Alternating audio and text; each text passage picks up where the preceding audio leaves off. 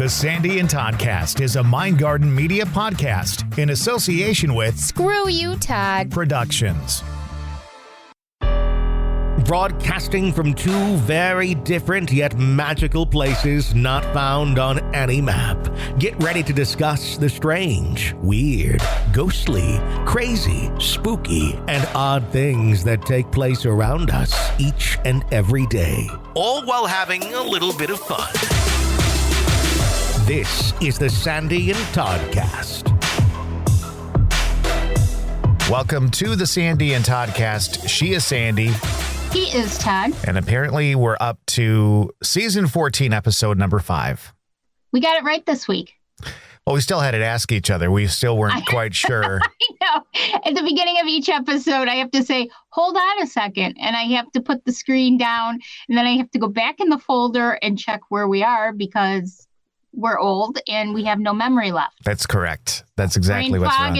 Brain fog is a wonderful thing, Todd. So here we are. Interesting week in many people's lives this past week for a lot of different reasons. We are entering into the third month of the year, which is kind of crazy. Yep. I don't know what the weather's been like by you, but we had a couple of quote unquote snowstorms, but right now we're sitting with no snow again. And I don't know. It hasn't been much of a winter. A little cold last couple of days, but in terms of winter weather, really not that bad. And I think we're back into like the 40s this week, 30s and 40s. Which is kind of funny on your end, I would think, because you guys are right off Lake Winnebago. Yeah, but that doesn't do anything. It's a big lake, but it's not big enough to cause any kind of really generate snow. anything. No. Yeah. And I'm on the west side of it. So if I were maybe on the east side, but even then it just doesn't. There's no lake effect. Get some lake effect off the east side. So that would be Michigan, right?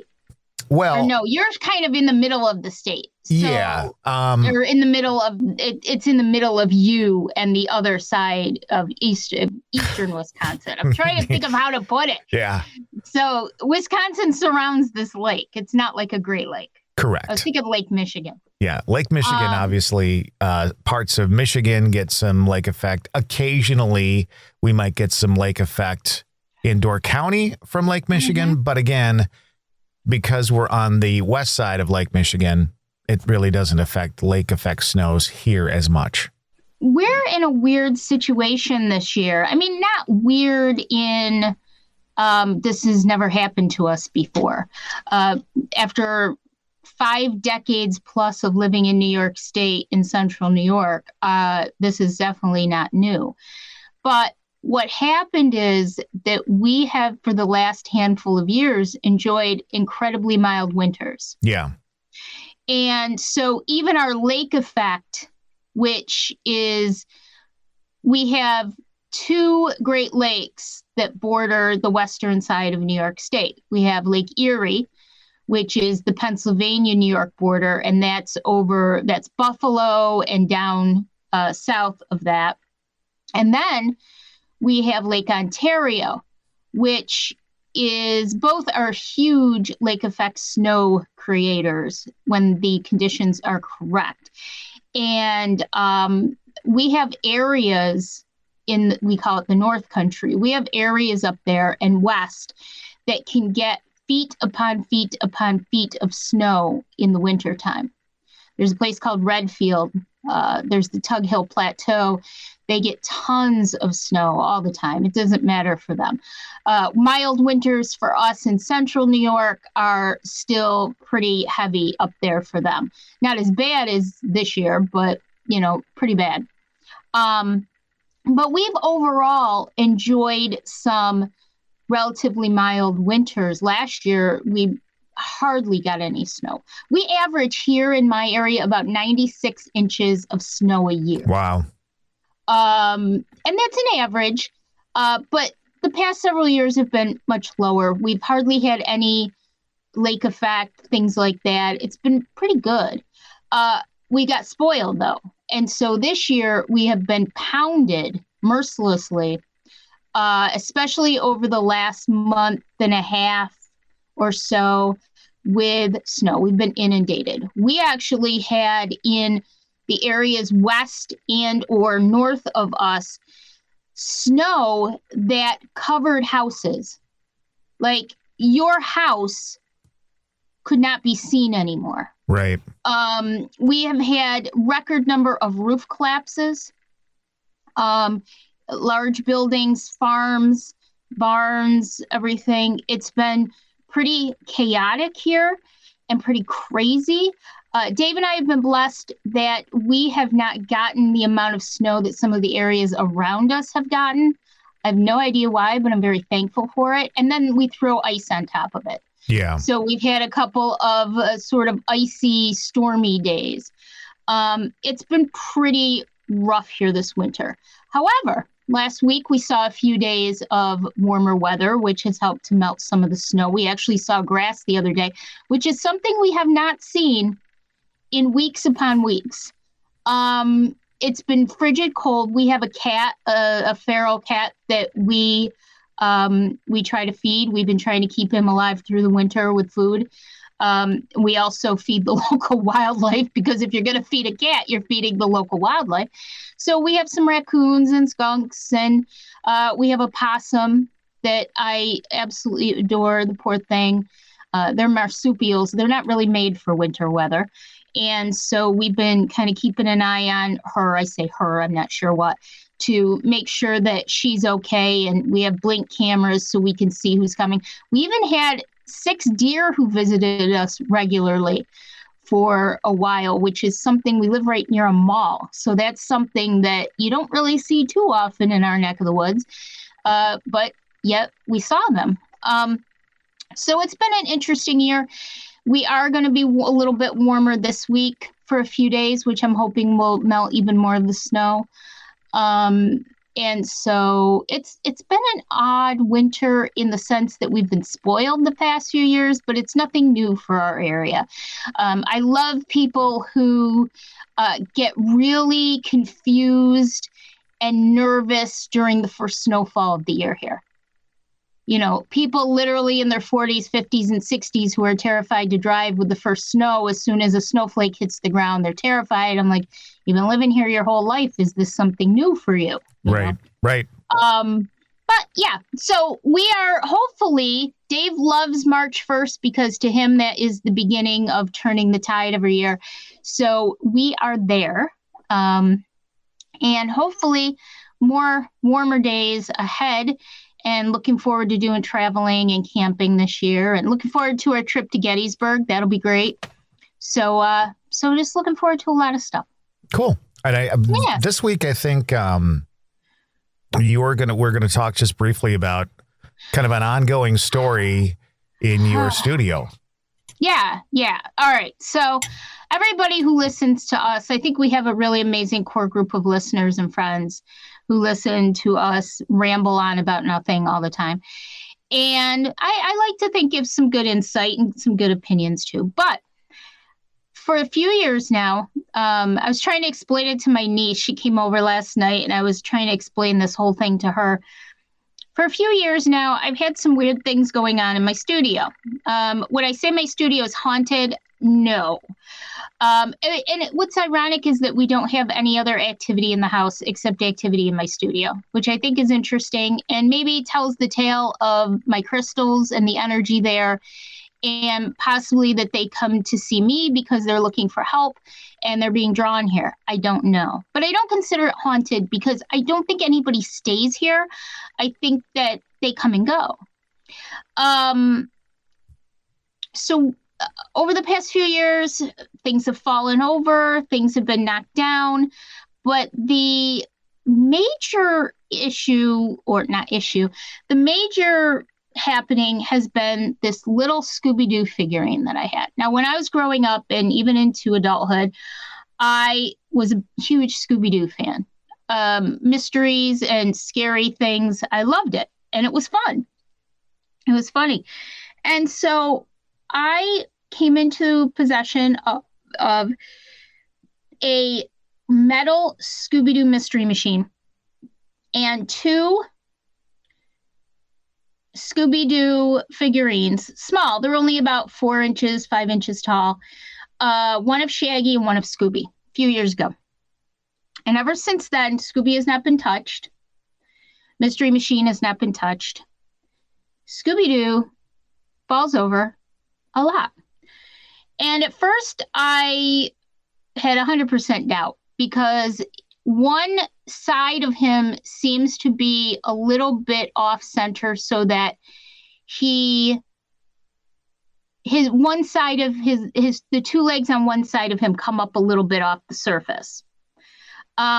So I've always been somewhat skeptical of that.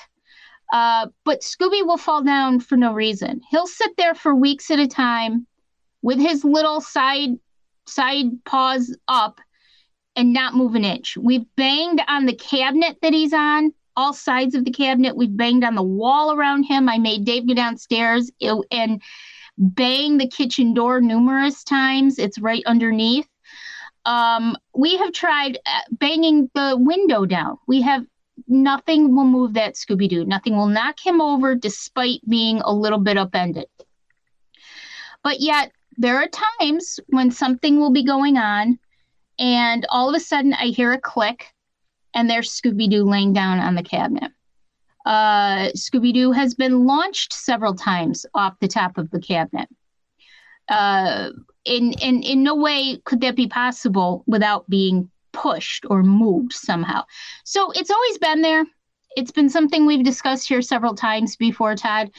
And it's at this point, it's comical. It's nothing that I would get worried about or nervous about.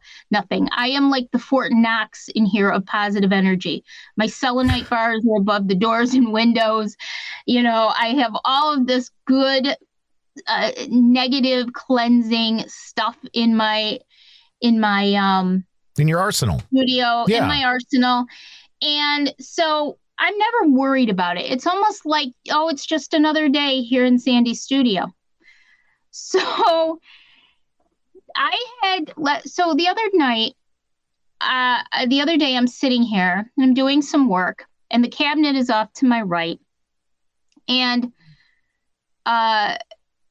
Scooby had been standing in one position for 6 days, and nothing has happened. All of a sudden, I hear a sound, and I turn to my right. Now, Scooby has been literally launched off of the cabinet onto the ground and onto the rug.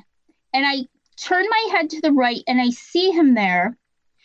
And he's right next to a mini bookshelf table that I have that has some of my mother's stuff on it and some other stuff. And he's right there. And I see him right there. And I'm distracted because I'm writing emails. So I just turn my head and I think to myself, okay, I'll go do that later. Not a big deal. It's nothing. Right. So I do my emails. I get up. I forget about Scooby. And this is in the afternoon. I go downstairs. Regular life happens. Dave comes home from work. We're having dinner and everything. About 10:30 that night, I come upstairs and I remember Scooby to pick him up. And I head over there and I look and there's no Scooby. So I think to myself, okay, well, Spike comes in. Spike spends all of his time with me. Maybe Spike moved him somewhere. Right. Spike wouldn't have eaten him. I know that's a fact. But maybe he just knocked him over when he was laying down, knocked him around somewhere. So I looked everywhere in this room, everywhere I could think of in this room. I got out my flashlight. I looked everywhere. I took his doggy bed apart. There's pieces to it. I took it apart and I shook everything.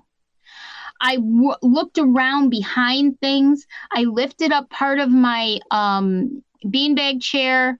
I literally tore that whole area of the room apart. I saw nothing at all.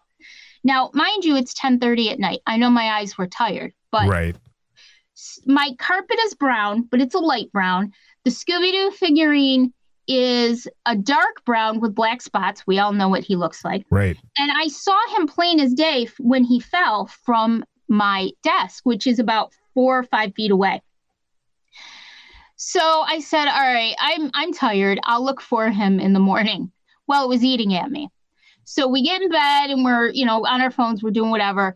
And I had to go to the bathroom. So my studio is across the hall, like there's like just a landing, and it's across the hall from our bedroom.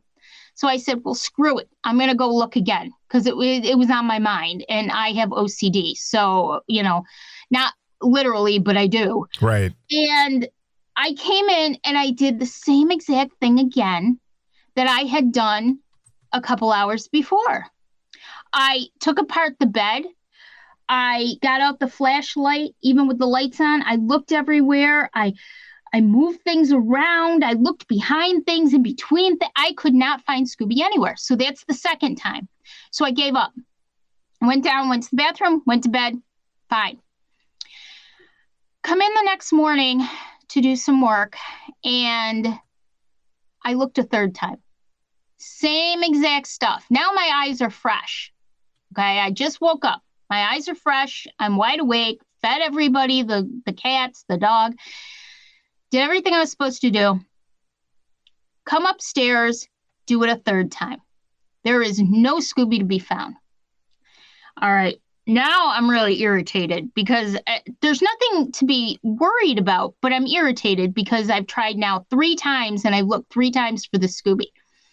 Sit here at my desk, checking my emails for the morning, happen to look to my right, and there is Scooby-Doo laying on the rug, on the floor, in the same exact position that Scooby-Doo was in when he fell the day before. Wow. Yeah. Yep. So somebody was A, messing with me, B, asking for some sort of help, or C, it was a loved one letting me know that they were there. But at that point, I realized, okay, at this point now we've leveled up.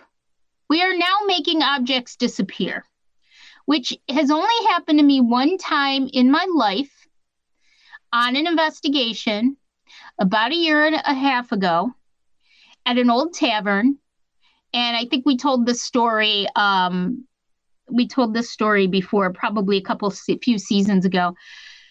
There was a spirit there who I connected with, who was a really nasty jerk in life, and he was a really nasty jerk in death.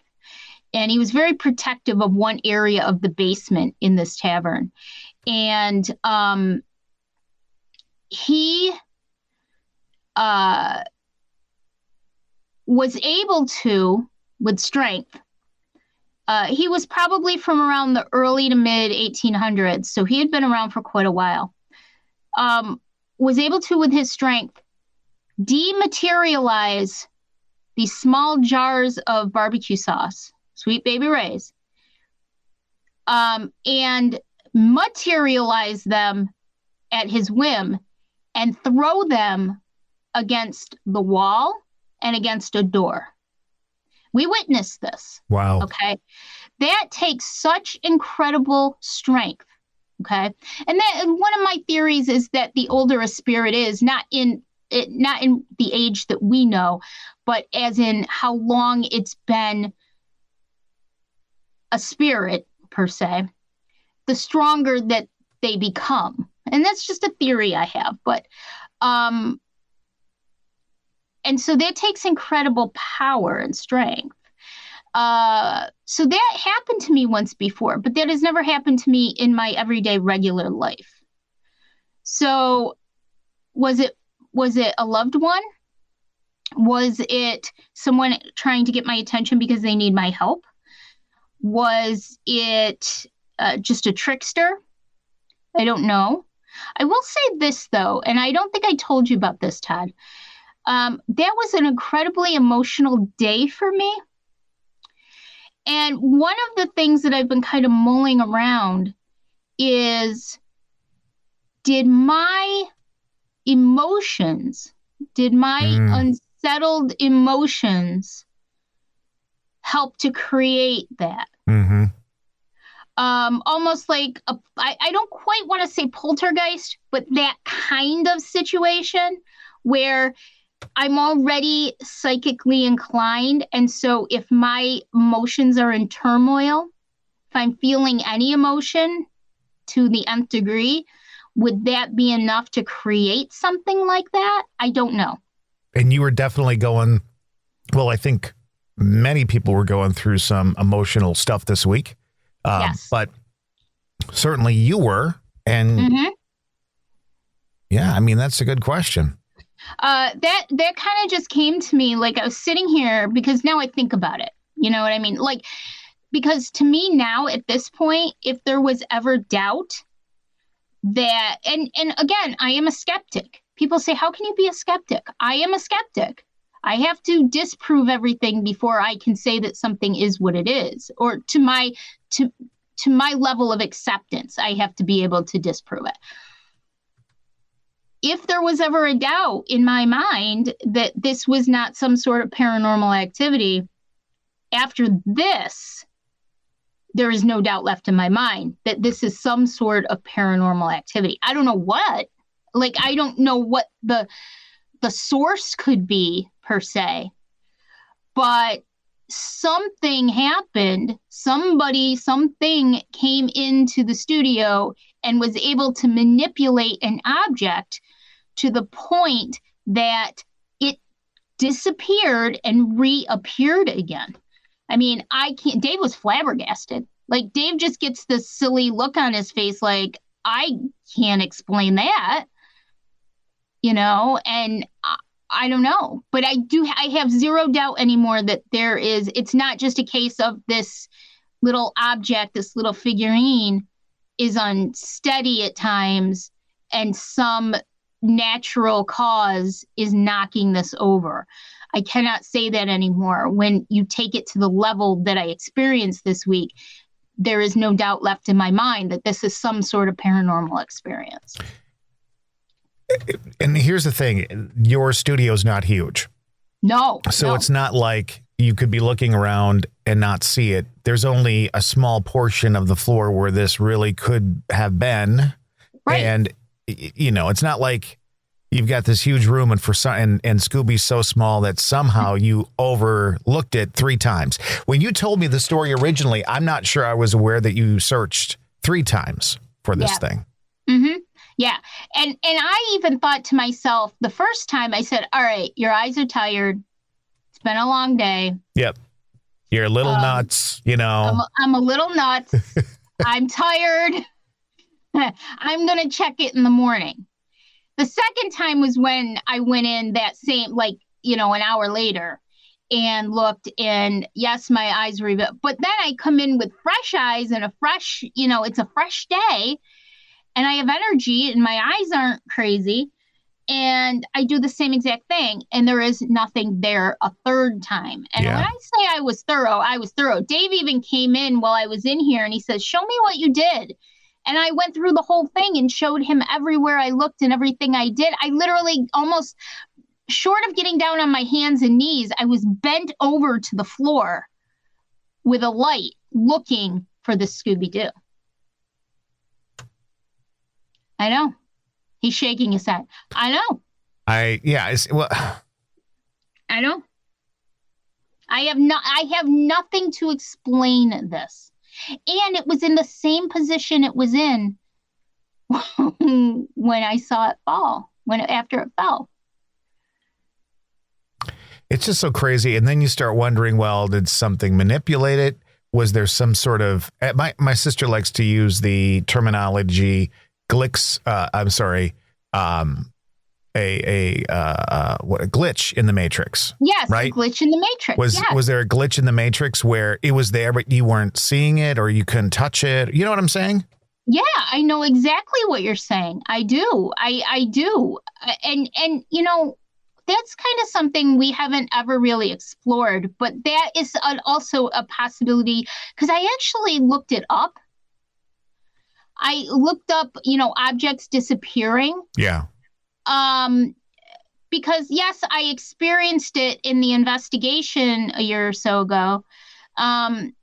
and I was able to connect with that spirit, but there's still questions you have, no matter what. You still have questions. So I actually, after this happened, I looked it up, and that was one of the ideas, that there was some sort of like a glitch in the matrix or some sort of disturbance in time, space, reality. What day was this? Oh, now you're making me remember. I can't remember what day. It was this week. Because it had been sitting there for like 6 days. Let me see if I can. Hang on. The reason why I ask is at some point this week, there was a huge deal with that Schumann resonance. Yes. And I'm just wondering if that corresponded in any way, shape, or form with what you're dealing with. All right. So I messaged you on February 25th, which means it happened probably on the 24th. Okay. So that was Monday. Okay. There we go. Wait a minute. Oh, I take it back. Yeah. It was the 25th. Yep. So, yeah, I don't know when this.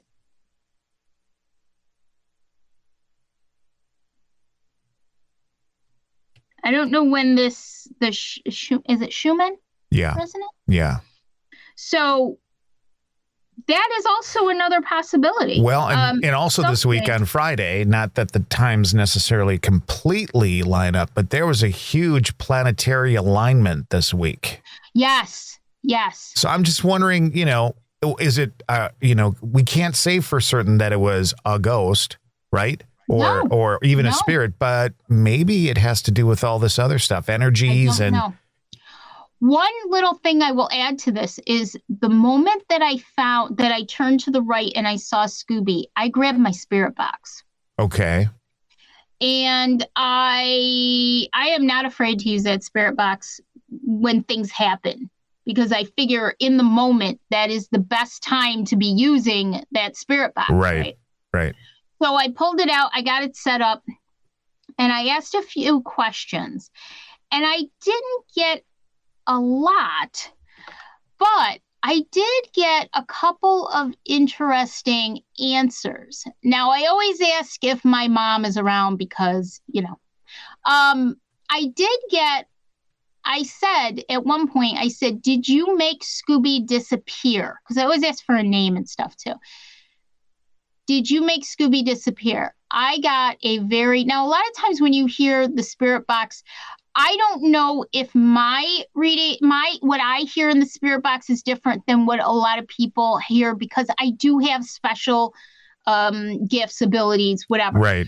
So sometimes I'm really good at audio review because I think I pick up things on lower levels. It's easier for me than some people. So I heard down a level or two, I heard a distinct yes when I said, did you make Scooby-Doo disappear? And then the other question that I asked in regards to Scooby-Doo that I got a response was, I said, because I said, congratulations. I mean, I got to hand it to you. That's fantastic work. I don't know how you did it, but you did it. And I think that was amazing what you did. But I said, do you even know who Scooby-Doo is? And I'll have to send this to you, Todd. I actually got a response that said, funny. Now, was the funny in response to my joking around and saying, do you even know who Scooby-Doo is? Or was the response in regards to Scooby-Doo being funny? Right. Is a funny, but it was intelligent. So was there somebody who knew? And is there some specific person? Now, I don't know that it's necessarily Trey. I don't know that it's necessarily my mother. Something tells me that this isn't, but by the same token, it could be. But I do know that I get a lot of traffic in here. Every time I ask, why do you come here? I get safe. It's a safe space. When I set my intentions for the room all the time, I explain that this is a safe space for you. You can't interfere with my daily life in a negative way in any way, blah, blah, blah, the whole 9 yards. I set all my intentions and my boundaries. But is it someone who's just trying to get attention? If that's what they're trying to do, they've gotten my attention, because this is something I never expected to see in the space. Right. So overall, like, crazy. Would I say it's creepy? No, because I'm just so used to this stuff now in my life that it's not negative in any way. It's not anything that would make me feel nervous about it. It's something that happens on a regular basis, not to this level, but everything apparently has to level up at some point. I'd be interested in seeing if it happens again. Yeah. Or if it was a one-off. Were my emotions playing a part in it? Were they creating it, or were they giving whoever was here the energy boost to do something to get my attention? I don't know, but it's a crazy, wild story, and it's mine, apparently. It is yours. So poor Dave is a little confused by what happened, but even he can't say at this point that it's probably something other than paranormal, because how can you explain it? Right. You can't. So that's just my story, and I'm sticking to it. So we'll have to see if anything else comes of it. Sounds good to me. Yeah. So let's hope everybody has a great week. We may be back next week. We've been kind of sticking to the every 2 weeks thing over the winter, which I think is fine. Yep. We have a lot of stuff coming up, obviously, with the Gettysburg trip and a lot of different places to explore. I want to do some live videos, although the internet in certain areas like Devil's Den is not the best, but I want to do some live stuff with the gang, and we have a lot of stuff coming up. Sounds good. That'll be a whole, probably, I'm thinking Gettysburg itself will be just a whole season on its own. I agree, because we're going to be there for a handful of days, and there's going to be so much that we can explore and talk about. So perfect. Sounds good to me. Hope everybody has a good week. If you've got some questions for us, or if you want us to tackle a couple of subjects, let us know. Otherwise, please. Until next time, bye. Bye.